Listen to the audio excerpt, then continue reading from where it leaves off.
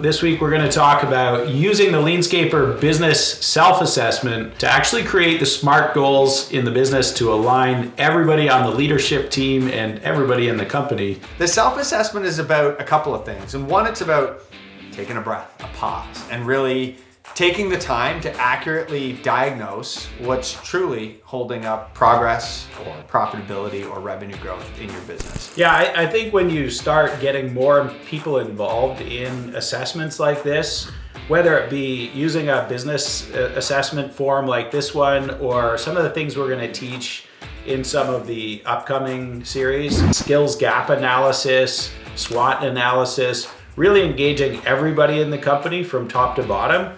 What's happening is you're getting the perspective of everybody in the company, which often we overlook. We're all emotional creatures and we tend to focus on the things that are frustrating us. And when we don't actually gather more input from more people, we're not really seeing the frustrations of everybody else. The way it is the way the leader makes it. And if the way it is in a company suggests to the employees that, hey, this is just how we do things here, it might not really be most efficient, but the owner seems to be okay with it, then that is the way it is. And so inefficiency becomes the culture.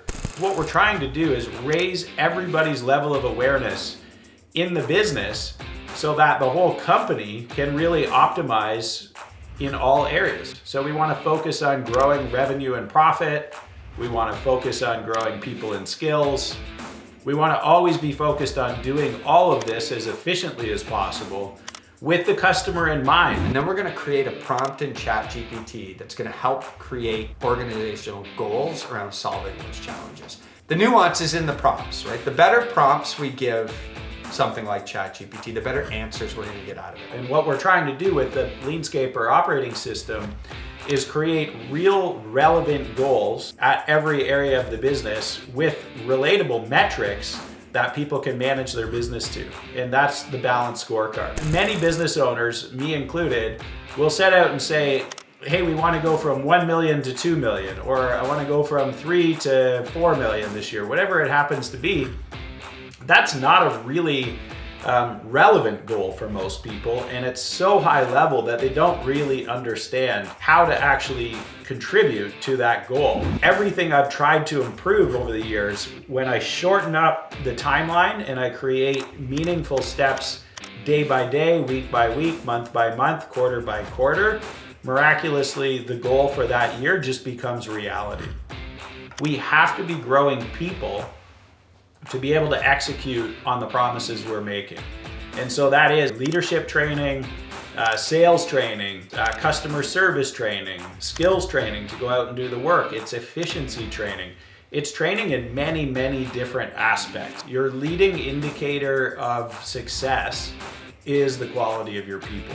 Operational efficiency is about building systems in your company that make it really difficult to get it wrong. You have systems that take good people and make them great. It is about measuring how well we've documented the task. Is it clear for everybody how we do things? Doing the survey is only half the challenge. Doing something with the survey makes you a 5. We're gonna book you in with Aaron Strait or Dave Ellis, our 2 guides, and they're gonna take that self-assessment, make some suggestions. I'll tell you now, they're gonna expect that you join the accelerator program to really deep dive this.